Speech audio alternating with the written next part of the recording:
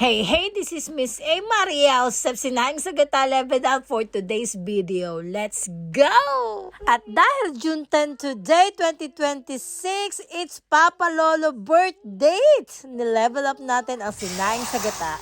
Abay, hingka! Bebe Tiger, pasok!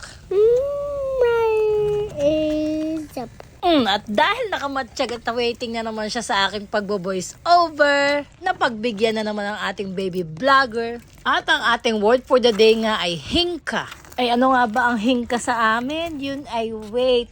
Sandali lang, teka lang, ganon. Maria Josep, pa ba hindi ko na naumpisan sabihin ko anong ginagawa ko dito sa ating Sinaing sa Gata Level Up, ay panoorin nyo na lang. Kaya naman level up na tinatawag ko ay ayan, makikita ninyo kung bakit aray level up, kung ano ang aking idinagdag. At shoutout sa'yo Mother Beth Ganotisi. Oh, alam ko specialty mo Sinaing sa Gata ha, baka ikay limot sa sinasabi mo. Today is June 10 dyan sa Pinas. Baka naman limot ka, ha?